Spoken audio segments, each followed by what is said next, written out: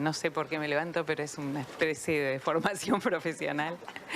Y porque además levantarme es necesario para presentar a estas dos señoras, a Marta Minujín y a Estrella de Diego, de quienes vamos a ver los dos breves CVs, que no voy a leer porque todos saben leer, eso es muy bueno, y además porque son ambas muy conocidas.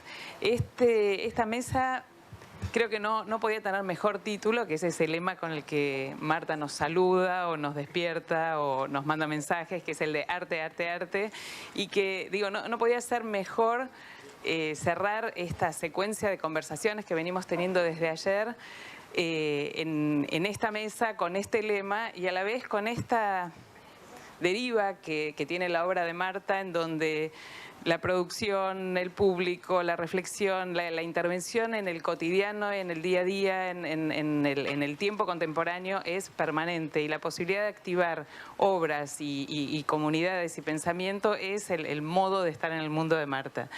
Y a su vez Estrella, que es una historiadora del arte y comisaria, que es una estrella, que ha pensado desde muy chica el género, pero también la performance y todos los modos en que el arte se cuela por la vida, nos pareció que era una muy buena interlocutora. Por lo tanto, yo me voy a limitar a ser moderadora, que por si de golpe entran en colisión, pero aquí vamos a escucharlas a ellas y a la vez vamos a arrancar con un videito. Pero los videos van a ir pasando, bueno, acá la administración de videos, voces van a ir ocurriendo random. Creo que Estrella quería... Bueno, yo simplemente quiero dar las gracias a Bienal Sur, muy especialmente a mis amigos Diana y Aníbal, al que se le haya ocurrido la idea, porque me siento súper privilegiada de sentarme aquí con Marta. Oh, sí, porque además yo le dice, no nos conozco. Digo, Marta, yo me acuerdo que mi primer viaje a Buenos Aires, de repente yo me quedé fascinada con Marta, Jorge Glusberg, que estábamos recordándole con los eventos que hacía, perdón, etcétera, etcétera. Y entonces yo dije, me fascina esta artista, este personaje, esta mujer.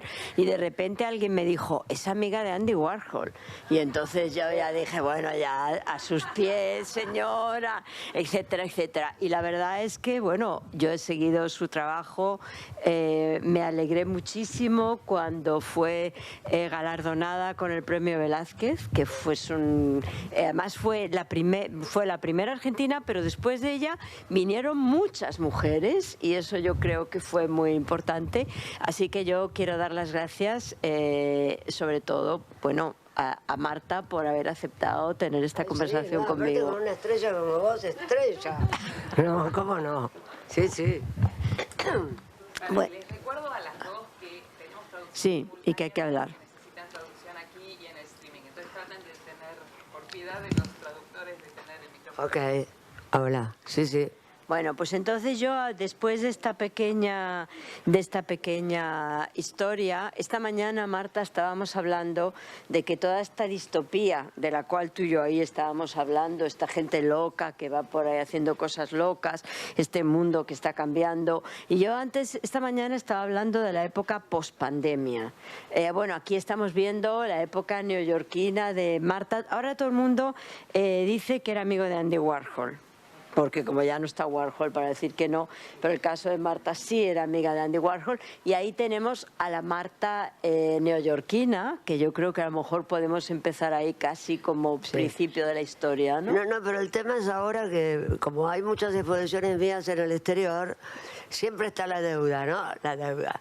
Entonces, antes, hace 20 años, decían, ¿quién es esa que está con Andy? Y ahora la gente... como que pasó mucho y de pronto en Dinamarca decían, ¿quién es ese que está con Marta? Ah, bueno, Sí, es increíble, porque como que todo es tan inmediato, que la historia ya no existe. No, pero bueno, que no exista esa historia, Marta, es bueno. Antes, Artemisia Gentileschi era la hija de Horacio, y ahora Horacio Gentileschi es el padre de Artemisia. Claro. O sea, que yo creo que ese giro de guión es muy bueno. Así que sí, ¿quién es ese que está con Marta? Ahora me voy a referir a Andy. Tremendo, sí. Bueno, ¿Cómo cambia? pero eso me parece que es un buen giro de guión. ¿Y tú nos quieres contar un poco de esa idea neoyorquina? Porque cuando tú llegaste allí también era como una marciana que aterriza en Marte. Encontraste tu lugar allí. No, pero primero yo viví 13 años en New York y Washington, pero hasta el año 74. Para los traductores. Acá regreso a la Argentina, que estaba en pleno gobierno militar, los militares, fue terrible, pero iba y venía siempre a Nueva York. Entonces, en uno de esos viajes que volvía, siempre me quedaba 10, 15 días, Andy Warhol había sido muy amigo mío en la década del 60. Entonces lo encontré. Cada vez que iba a Nueva York. Son los videos que estamos viendo de ese momento neoyorquino, Marta, No, esto es el Bataclan. A ver qué es esto. No, esto es una en Montreal. Sí, Montreal, Esto, sí. Montreal. Bueno, poquitos de lo que viene después es New York. Bueno, al llegar a Nueva York, primero acá siempre me interesó el público y sobre todo la gente, lo que llamaría Marshall McLuhan, los iletrados. La propuesta mía era desde los 20 años, era que toda la gente se sintiera incluida y que a los museos no entrase solamente la gente que sabía de arte, que estudiaba arte, que le gustaba el arte, sino que entrase el panadero, el carnicero, el obrero de la calle. Entonces, bueno, en ese momento yo había pensado y dicho muerte a los museos, muerte a las galerías de arte. Lo que pasa es que ahora el mercado dominó tanto el mundo del arte que es imposible olvidarse de las ferias y olvidarse de todo, porque ahora como que el arte es un objeto de consumo, no solamente es para todos. Pero la idea mía siempre es de hacer obras gratis, como hice hice el obelisco de Pan Dulce, el lobo marino de alfajores, que después la gente se los comió, los cambió por verdaderos, el proyecto de la Estatua de Libertad, la torre de pan lactal de James Joyce, que en Irlanda. Lo tenemos, luego lo vamos a ver. Siempre también. me interesó que la gente o coma o viva la situación de arrancar algo. Por ejemplo, en el Partenón de libros, la gente que, cuando hice el primer Partenón, la gente estaba tremenda, porque todo el mundo tiraba. Yo lo vi a Jorge Romero Bress tirar por el incinerador, que en ese momento existía, los mejores libros que tenía por miedo. Y yo tiraba todo, libros escritos por Marx, o por ejemplo un libro de medicina escrito en ruso. También los eran prohibidos, todo era prohibido, las películas, el cine, todo. Entonces se me ocurrió traer a la Argentina el símbolo del Partenón, donde se inventó la primera democracia, y recubrirlo con libros prohibidos que habían estado en el gobierno militar. Que luego fue a Documenta, ¿verdad? No, pero el Documenta fue 40 años después. Después, por eso te digo. Esto fue que justo cuando el público recuerda más claro, esa. cuando se van los militares, no tenía ni terreno donde hacerlo, y lo hice todo como gratis, que la gente me daba los libros gratis, todo era gratis, por el entusiasmo que tenía la gente que se iban los militares. Entonces la gente venía y daba libros prohibidos, las editoriales que tenían los libros escondidos en los sótanos me los daban, y un embalador los embaló así con plástico, y después lo hice. Fue una anécdota increíble porque una amiga mía, porque había que pagar la estructura Acro, ¿no? Con que armo todas las cosas. Y una amiga mía estaba saliendo con Franco Macri, que era un poderoso empresario. Entonces lo trajo a mi taller y lo convencí que pague, lo convencimos, que pague la estructura. Entonces empezó a hacer todo el Partenón, yo consigo los libros, consigo todo, y de pronto se pelea con mi amiga. Sí, entonces dijo, no pago. Bueno, entonces subimos las dos al piso, no sé cuánto, ahí en la torre, y yo le dije, si no pagás y firmás este cheque, yo me tiro por la ventana del piso 30. Sí, tal cual. Y entonces me fui a tirar y él no agarró, firmó. Y en ese caso me dio $25.000 y con eso hice todo el Partenón, que costó muchísimo más. Pero el Partenón de Documenta es distinto, porque Documenta me invitó y todas las empresas llegaron a poner $1 millón que costó ese Partenón. Trajeron libros de todas partes del mundo, libros prohibidos en cualquier momento y en cualquier época. Por ejemplo, había libros en España prohibidos de Caperucita Roja y le pusieron Caperucita Azul en España. Lo cambiaron todo. Walt Disney estaba prohibido. No sé, todos los libros, Varas de Sade, Guantánamo. Hay un libro sobre Guantánamo editado que parece una obra de Sol Lewitt porque tiene todo tachado así en el libro, tachado lo que no querían que cuente de las torturas y todo, entonces está editado y ahora hay una película así sobre él. Pero la censura es algo que no debería ocurrir, sobre todo ideas políticas o ideas que le abren la cabeza a la gente.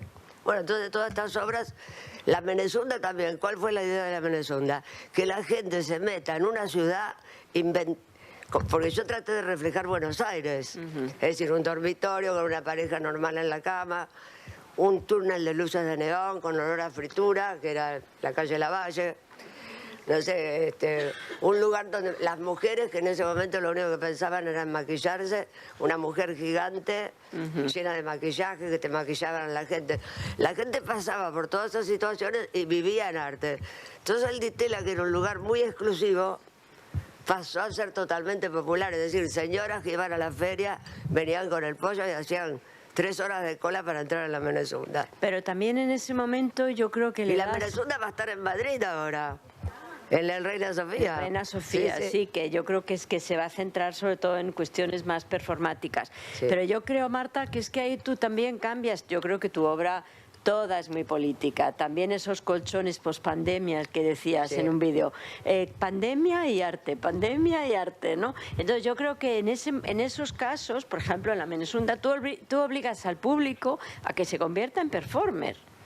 O sea, haces un cambio ahí de guión. Que viva en arte, sí, que lo viva. Pero tú tienes, pero el público tiene que estar haciendo lo que en un momento determinado, casi, bueno, yo me acuerdo de haber entrado y es como un juego en el que tú misma no solamente estás viviendo el arte como público, sino que también te estás convirtiendo casi en una especie de performer del arte. O sea, no, la gente vive el happening. Bueno, los happenings a mí me gustaban mucho más que las performances, porque la persona, por ejemplo, el estadio de fútbol Peñarol en el Uruguay, que dice que, bueno, la directora del Museo de Arte Moderno, es una anécdota un poco rara, pero la directora del Museo de Arte Moderno de Uruguay me invitó a hacer un happening, porque yo ya había hecho varios happenings, acá en los estudios de televisión, todo. Entonces yo dije, quiero el estadio de fútbol Peñarol y plata para conseguir extras.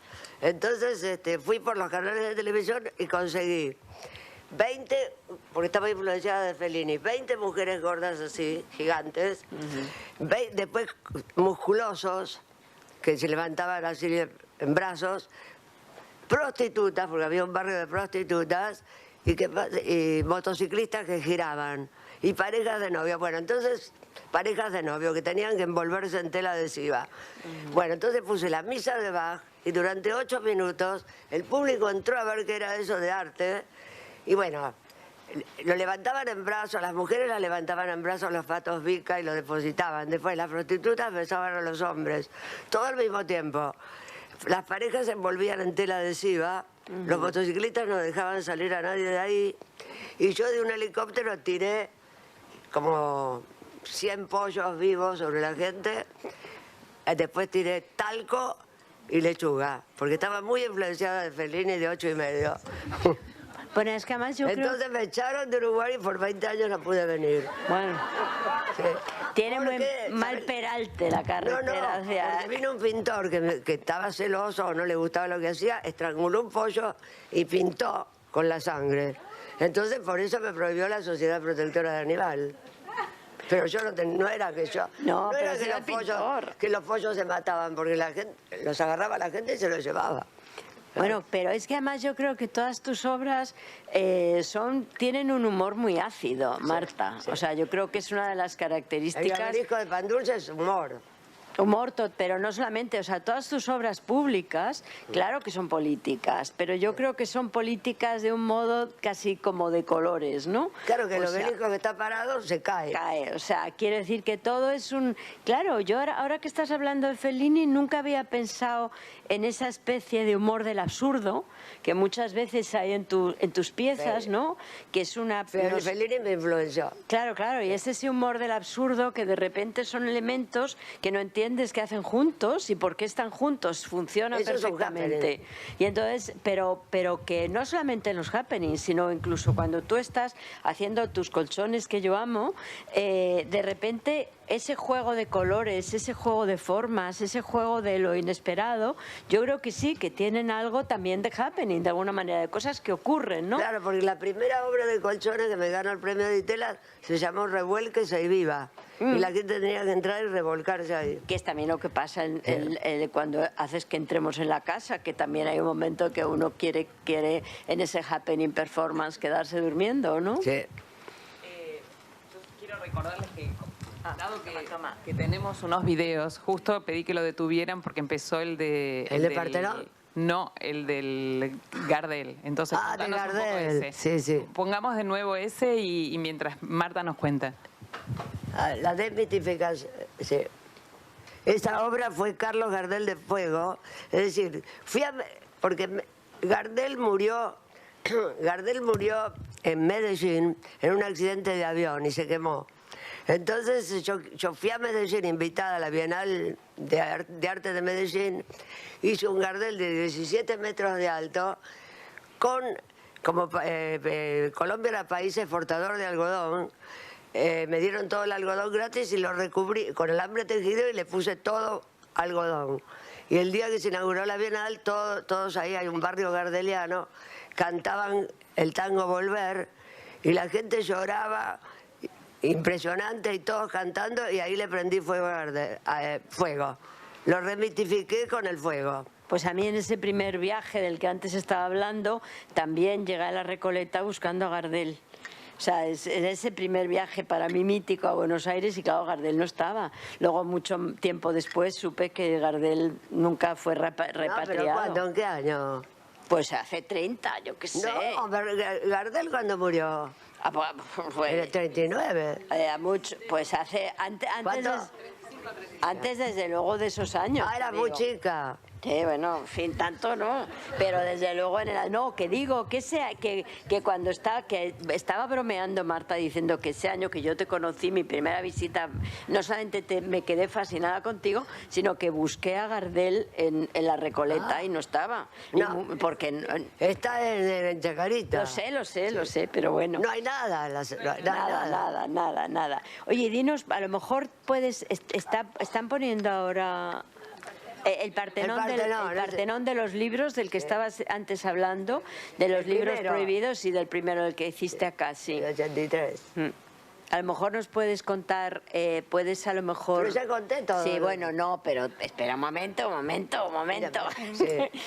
A lo mejor nos puedes contar, porque esto para ti, o sea, esto para mí es yo creo que es una performance más que un happening, porque tú antes estabas haciendo distinciones, o lo llamarías son happening. instalaciones en movimiento, porque siempre trato de, como ahí traté con la grúa de volcarlo, porque quiero acostar los monumentos del mundo para...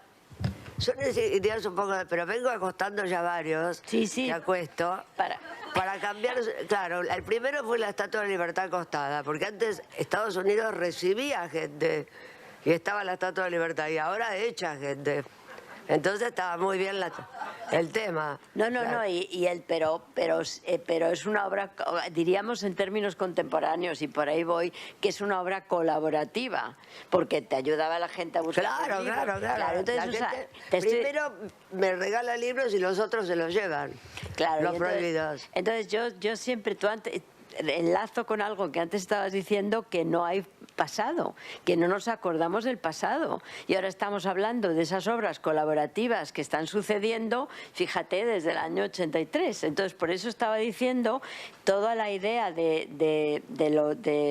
o sea, volviendo un poco a lo que estabas diciendo. Y sobre todo, ¿quién es ese hombre que está con Marta Minujín? Pues Andy Warhol. O sea, la idea de que cuando no hay pasado, nadie se acuerda que tú estabas haciendo ese arte colaborativo, tú y muchas otras mujeres. No, lo peor es que nadie se acuerda quién es Andy Warhol. No, en Estados Unidos el público masivo ya no se acuerda. Porque la información es tan rápida. Entonces ya hemos conseguido nuestra meta, que Andy Warhol pase a ser Velázquez, que ya nadie sepa quién es Andy Warhol, que era masivo, el primer artista masivo del pop inclusive, porque los otros no eran. Pero ahora la gente de la calle como que ya no existe Andy Warhol, es impresionante en Estados Unidos. Solamente los que saben de arte. Pero hay un público de arte, claro. Todos nosotros, en general, ¿qué público? No es el público del deporte ni del fútbol, es el público de arte. Es una élite, no sé de cuánta gente en Buenos Aires, en la Argentina, ¿no? Muchos, pero no se sabe cuánto.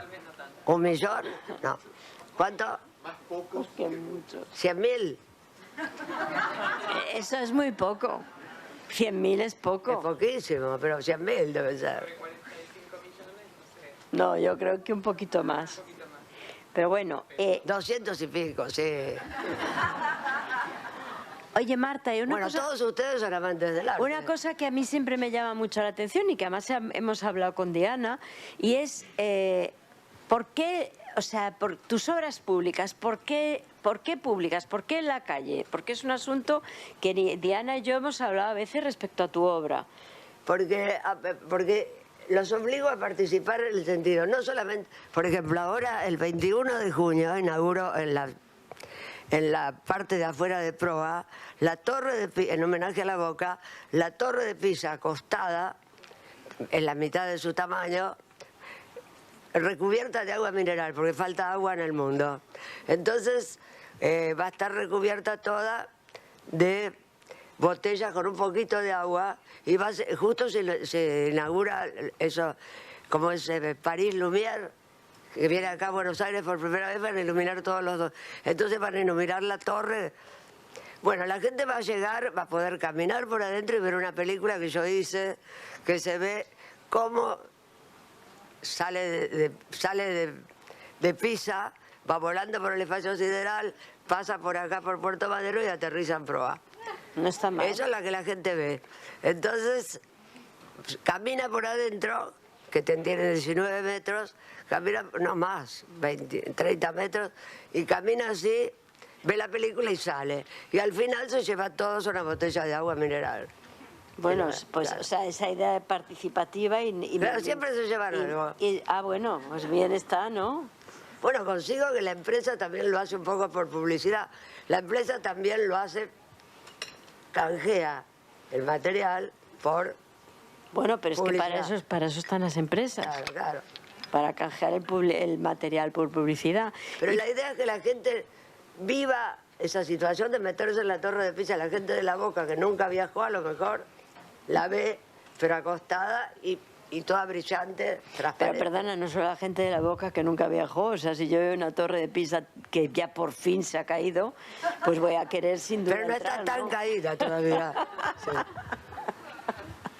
Bueno, y la ficción que construyó Marta. Sí. Digo, se cae solo en la ficción que construye Marta. Sí. La torre. Es cierto. Y si hablamos un poco de los colchones, que tú los colchones los has pasado, pero yo creo que los colchones son muy importantes porque mira, las torres se acuestan, o sea, todo pasa, todo se acuesta finalmente. Y yo creo que es una parte muy importante porque también te remonta como a, yo creo que esto a ti no te gusta mucho, pero como también a recuerdos, a recuerdos táctiles de la infancia, etc., etc., que tú a veces lo dices, aunque yo creo que eso no te gusta mucho. No, yo primero pasé, viste, por la pintura surrealista, no surrealista, metafísica, y después pasé al informalismo. todos, viste, ya el auto, ya la idea de pintar en la pared o sobre el caballete desaparece y con el formalismo lo hacemos en el piso, tirando materias. Después inmediatamente paso a ponerle cartón, hago relieves de cartón cuando estoy en París, algunos con las cajas de cartón. Pero ahí se me ocurre, no, una vez acá en Buenos Aires dije, no, ahora le voy a pegar un colchón. Agarré el colchón de mi cama, hice la primera obra que la clavé en el bastidor junto con cartón. Y dice, ahora está en el Museo de Colonia, del Museo Pop, de Arte Pop, ese colchón. Entonces, a partir de ahí, después un día voy a visitar había un Impasse Roncero en París, y ahí iba Larry Rivers, Nicky Zaffa, Tinguely, Eva, todos. Y yo tenía como 21 años. Entonces le pedí para hacer la destrucción, y ahí hago el primer happening, que es que invito, pongo todas mis obras ahí, como me volví a Buenos Aires, invito a 8 artistas a trabajar sobre mis obras, destruyéndolas con su propia imagen. Y después un verdugo que venía con un hacha, yo le rocié con nafta y le prendí fuego a todo. Entonces, bueno, justamente coincide con un festival que se hizo en Londres de arte destructivo, que se hizo creo un año después. Pero al caso es que para hacer la destrucción voy al Impasse Roncero, que era un terreno que tenían todos esos artistas. Entonces Nicky Zaffa me dice, pero ¿por qué no pintas los colchones de colores? Y ahí empiezo a pintar los fluos. Entonces la idea de trabajar con colchones es que la gente pasa el 50% de su vida en los colchones. Entonces el tema es trabajar con algo que tiene vida en sí misma. Y después empecé a fabricarlo yo misma de colchones. Paro 50 años, casi 45 años. Paro y empiezo de vuelta en el año 2007 a hacer colchones. Y ahora sigo haciendo habitaciones enteras de colchones, pero todos pintados, fluorescentes, gigantes. ¿Y los colores qué significan dentro de ese contexto para ti, Marta? ¿Qué significan o para qué los usas? Porque qué significan es un poco, me gusta, es un poco absurdo. Claro, la última escultura que hice, la última escultura inflable se llama golosina emocional. Me encantan los colores de las golosinas, de los caramelos, del marshmallow de colores. Entonces, y aparte porque me influenció muchísimo los colores de Walt Disney, que usa turquesa, lila, amarillo ácido, sí, fucsia, todos los colores fluorescentes. Entonces, sí, trabajo con los colores de Walt Disney, pero sobre los colchones. Sí, pero esos colores de las chuches, como las llamamos en España, rosa, sí, turquesa. Pero es que son unos... Pero estaba antes pensando con el video del pan, ¿no? Que creo que estaba también por ahí, lo podemos ver, que son también unos colchones como muy comestibles. O sea, es que son colchones... Dormir y comer es para comer en la cama. Sí, sí, es como unos colchones también como muy de usar, ¿no? De deglutir, Por eso se llama golosina. Sí, de alguna forma además como... O sea, también ahí está el arte, porque son colchones que te incorporas a ti mismo, ¿no? O sea, que no solamente duermes en ellos, porque es también una paradoja, ¿no? Porque no te puedes poner a dormir en la pared, pero sin embargo es algo que quieres... reclinar. Sí, pero quieres como comerlos, poseerlos, deglutirlos, ¿no? O sea, bueno, te voy a invitar para que comas todo. No. Yo come todo el taller. Soy muy neurótica y lo como todo, pero no creo que sea tan ¿cómo se dice? Bueno, los colchones, ¿no? Oye, y esa... Sí, vamos a poner el del pan, sí. Pan lactal. Vamos a el del pan, sí. La torre de pan lactal. Eso fue en 1981, en la Bienal Rosk, en Irlanda. Es muy raro, porque siempre tengo que encontrar a alguien que le entusiasma la idea y lo hace, porque pasó muchos años entre la torre de pan lactal y otras obras. Pero hice obelisco acostado, obelisco de pan dulce y torre de pan lactal, todo junto, todo. 78, 79 y 81. Y después pasaron muchos años hasta que logro hacer... No, después de documento hice el Big Ben en Manchester, pero con libros siempre. Y después hice... No, y ahora voy a hacer la Torre de Pisa, claro. Ah, no, el lobo marino hice en el medio. El lobo marino. Claro. Habías hecho una obra de hamburguesa. No, la iba a hacer y nunca la hice. La Estatua de la Libertad. Acostada con hamburguesas. No te la había construido. Diana, si no es que no lo oyes. No, digo que Marta en Ahí algún está. momento proyectó Es como una- la cuesta, la torre de James Joyce, que fue donde James Joyce escribió el Ulises. ¿Y luego ese pan qué pasó? Se lo llevó la gente y se repartieron en las iglesias. Sí, porque eran un día. ¿Viste? Se colgó toda la noche y a la mañana todos los panes. Eran como 9.000. Ese chico se lleva. Sí. Ahí estaba Pierre Restany. Sí. Esto también se hizo con una cosa que Glusberg invitó. No, ahí me invitó la de la Bienal, pero estaba Pierre Restany porque estaban todos los críticos ahí. Sí, esa sí, vez. hacía ese trabajo de activismo, ¿no? De alguna manera, Sí, que era muy... llevaba a todas partes del mundo los críticos. que eso era muy interesante. Sí. Y tú en algún sitio intentando encontrarte en entrevistas y tal para ver qué contabas de primera mano, estabas hablando también de los colchones, como antes te decía, como algo que estaba ligado a tu familia, a tu historia personal. No, Pues lo estabas contando, que yo no me lo invento. qué raro. No sé. Sí, sí, los textiles, sí. Los textiles, sí. No, sí. claro, la idea del overall que yo uso hace 50 no, años, overoles. Perdona, no los colchones como tales, sino tu relación, Sí, perdón. claro, tu siempre relación- veía telas. Sí, tu relación personal con la tela, con Sí. todo ese tipo de Claro, cosas. porque yo vivía en el piso de arriba de la fábrica. Claro. Entonces veía miles de telas, coser, cortar, puede ser, todo eso. Sí, sí, no, y eso me parece también muy interesante porque es la idea de, o sea, yo noto también, o sea, veo también en tu obra cuando tú te estabas riendo de mí porque yo decía que me quería comer los colchones con los ojos, pero bueno, Sí. comerlos porque eran colores que eran muy fascinantes, porque son en el fondo todas obras muy materiales, o sea, todas obras muy o de comerse, o sea, que yo creo que la acción de dar de comer es la acción máxima de los cuidados, de cuidar de la gente, etcétera, o unas obras de alguna manera de protección, o sea, que es como muy paradójico porque son muy humorísticas por una parte,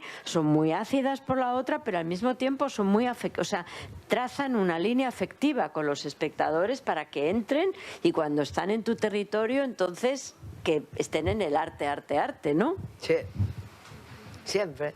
O sea, que esa línea afectiva, tú la buscas, ocurre, ¿qué? No, me encanta la gente, amo la gente, en general. Sí. O sea, que la buscas para que esté ahí contigo. O sea, la quieres como atrapar en el sentido No, mejor. atrapar No, no. momento. Cada cual en su lugar. Déjame un momento que acabe la frase, Concha. Pero en general Demonios, tengo buena onda con la gente. Sí, pero que la quieres atrapar en tu rollo, para que la gente sea feliz en ese rollo. A eso me refiero. Ah, no, sí.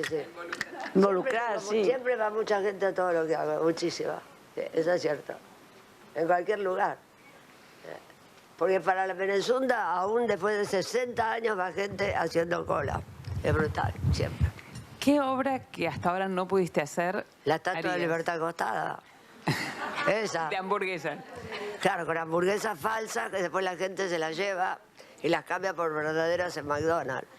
Hay que conseguir que McDonald's la banque. No, McDonald's, yo le escribí una carta, pero hace mucho, y McDonald's me contestó, y esa carta la compró el Guggenheim con un dibujo, el Museo Guggenheim. Pero la compró, no la financió. No, compró la carta, no la financió. Pero ahora estoy cerca, voy a hacer, puede ser. El último proyecto grande, el primero, porque yo que hice casi todos. Me falta la pelota de fútbol de dulce de leche y el... Oye, Y la estatua. ¿Y cómo? Perdona, no. ¿Cómo sería la pelota de fútbol de dulce de leche? Porque esa me cuesta imaginármela. No, no, es en una cancha de fútbol, toda una pelota gigantesca recubierta de bauquita. Claro. Y las grúas la levantan y la cambian de lugar. Hay 5 grúas como que juegan un partido de fútbol y después la gente se lleva la bauquita. Eso. Oye, antes estabas diciendo que en el Reine vas a hacer performances, sobre todo. No voy a hacer solamente Find Your Equal, que es una aplicación en el teléfono. Ajá, y Para encontrar tu alma gemela. Uy, Sí. Lo hice acá. Lo hice. Cuéntalo. No, una aplicación en el teléfono, vos contestás ciertas preguntas y eso te da un color.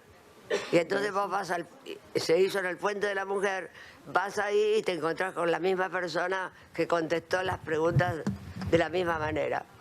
Por ejemplo, ¿dónde te gusta hacer vacaciones? ¿En la montaña, en el lago, en la ciudad o lo que sea? Si hay dos personas que dicen, le toca el mismo color. Entonces va a ir a la puerta del Reina Sofía y le va a encontrar. Bueno, eso no me lo pierdo, voy a hacerlo yo también. ¿Por qué te gusta comer? Si sos vegana, si te gusta si sos carnívora, todo. ¿Y qué más? ¿Y qué otras cosas vas a hacer? Y una escultura inflable. Ah, bueno. Sí. Y la golosina. La golosina emocional. ¿Y qué obra, Marta? Como antes estaba preguntando, ¿cómo se dice? Mi amiga Diana, ¿qué obra realmente quieres hacer y no sabes a qué? La Estatua de la Libertad. La Estatua de la Libertad. Nunca la pude hacer. Pero esa ya la tienes casi, ¿no? No. Porque la quiero hacer en New York, adentro de Armory. Y es muy cara alquilar de Armory. Ahí había un artista francés, dice que hacía lo del corazón, Boltanski, que hizo grúas con ropa y las grúas cambiaban de lugar la ropa, era impresionante. Bueno, este no vino acá. Sí, vino con la Bienal, ¿no? Sí. Antes de que existiera la Bienal. Fue con Cristian, abrimos... O sea, ni siquiera abrimos el Museo de Arte del Inmigrante, Buenísimo. sino que él hizo la primera intervención allí, fue una propuesta, hicimos una visita curada donde él estuvo visitando distintos lugares que le proponíamos y de esos sitios eligió el Hotel de Inmigrantes, Sí, que claro. casi flotaba en el aire cuando lo vio, y la ex Biblioteca Nacional, que también, ambos lugares estaban en ruinas. ¿Cuál era la ex? La de Biblioteca la que estaba Nacional, Borges? sí, exacto, En la de Viamonte. México, la de Calle México. Y él ahí hizo Flying Books, que era una obra sitio específico, una obra con luz de día, algo bastante atípico. Lástima que se murió bastante joven, ¿no? El 14 de julio del 2021. Ah, bueno, hace poco. Y una fecha patria para los franceses. Y bueno, y ahí con Cristian también presentamos la de los archivos del corazón en Tecnópolis, que eran Montref Articenses en ese momento, y un repertorio de obras en el Museo del Campus de la Ese Universidad. también hacía obras de participación, porque la gente hacía un electrocardiograma cada uno, y después él mostraba los...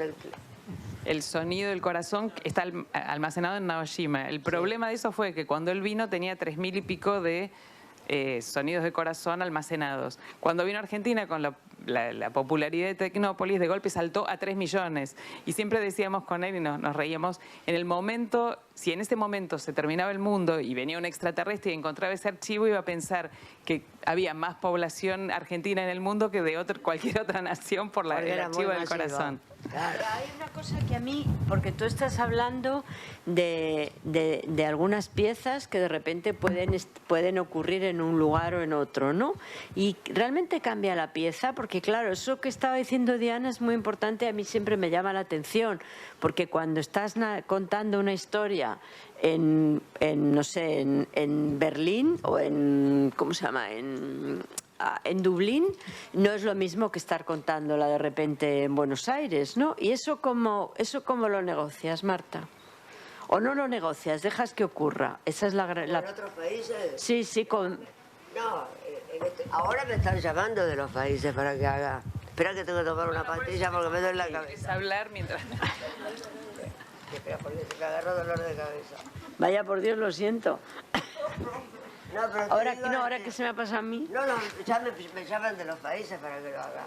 Pero, por ejemplo, lo de Manchester me invitaron ellos. Que a mí se me ocurrió tirar la torre, acostar, llevar de Londres el Big Ben y reproducirlo ahí y llevarlo que salía como se despegaba y la película salía volando, atravesaba el espacio, después llegaba por los campos y llegaba a Manchester acostado y recubierto de libros políticos. Porque en Manchester hay una universidad que es la Universidad de la Democracia. Entonces, Donde enseña Griselda Pollock. Es en Manchester donde... Bueno, pero hace commuting. Entonces seleccionaron todos los libros prohibidos que había en ese momento. Aparte, ellos eran enemigos de Margaret Thatcher, los de Manchester. Porque con la electricidad, no sé cómo era, la gente perdió el trabajo. ¿Sí? Entonces también le pagué la deuda, pero a la doble de Margaret Thatcher.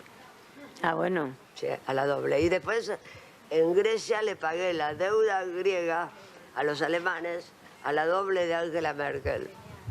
Que era igual. Doble. Sí, porque Angela Merkel... Sí. ¿La viste? Sí, impresionante, idéntica. Sí, para que tomes. Tú nos dices, Diana. Abrimos a la gente un poco. ¿Perdón? Yo creo que hemos visto, queda un video, me parece. Hemos visto el PAN, el Partenón, el de New York. Carlos Gardel, ¿lo viste? Y Carlos Gardel, sí, no, ya están todos. Ahí no llegó el otro, Bueno. El de Documentas de Cáncer, que valía la pena verlo. Es que Lo pueden ver en Canal Encuentro. En Canal Encuentro se ve. Sí. Claro, deben estar, ¿no? ¿Nos queda algo más que contar? Sí, vamos a abrir para que, porque seguro que hay mil cuestiones que se quieren preguntar a Marta, que yo estoy aquí como... Tiene que preguntar algo que nunca nadie preguntó. Sí. ¿Qué se llevan? Eso. Vamos a ver. Hola Marta.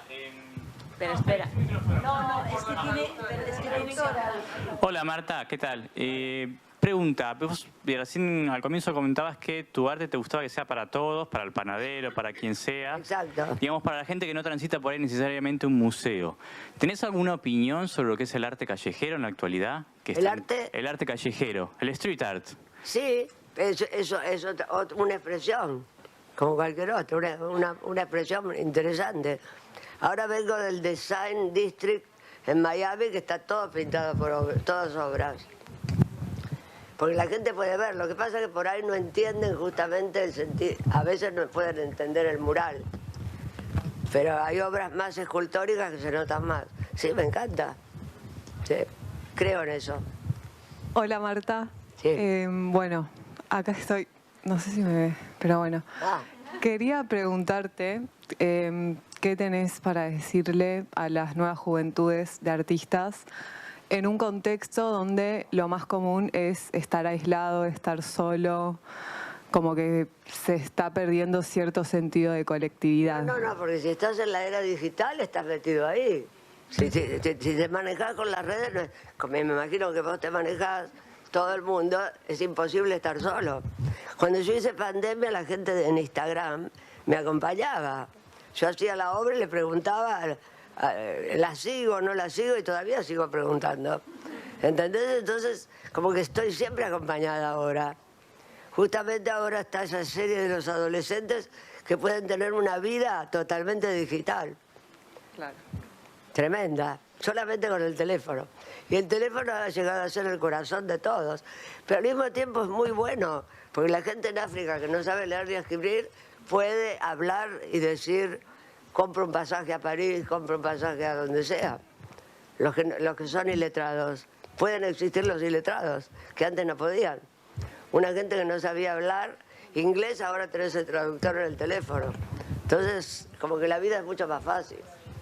Pero ¿no te da un poco de pena que se haya, que se acabe el contacto con lo material? No, me parece fantástico me parece fantástico que exista esa posibilidad. De pronto te están mirando 350.000 personas, opinan, ves lo que haces. O la gente que puede comprar online, simplifica tanto que tiene mucho más tiempo. Podés hablar por teléfono. Cuando yo estaba en París costaba un dineral hablar a la Argentina. Sí. Una carta tardaba 3 semanas. Ahora la gente ya no escribe cartas, ¿no? Y es una pena. Yo creo que sí. No, de todo lo que habla, podría guardarlo y ya pasarlo al escrito. También es eso. Todo tiempo futuro será mejor, no peor. Sí.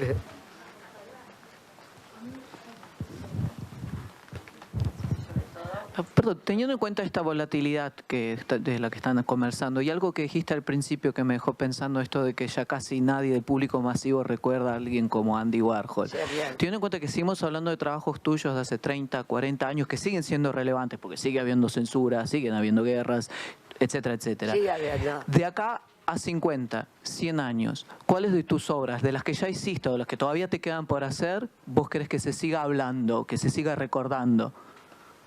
No, yo creo que ya se recuerdan en la información que hay en el mundo, no necesariamente tiene que ser material. No, pero de lo que vos hiciste, ¿qué es lo que vos... de acá a 100 años... El Partenón de Documenta y el otro me parecen que son mis mejores obras, mis mejores. Sí. Porque tienen más... La Melesunda está bien, pero es como caminar en una ciudad, como yo dije. Pero es mucho más profundo e interesante los Partenones. Sí. Gracias. Concierto político del Partenón. Sí. Supongo que en 100 años seguirá habiendo las mismas censuras que dieron el mismo Sí, contexto. ahora mismo en Estados Unidos hay una Tal por eso, censura justamente. terrible de libros. Gracias. Iba a preguntar si harías otro Partenón y dónde.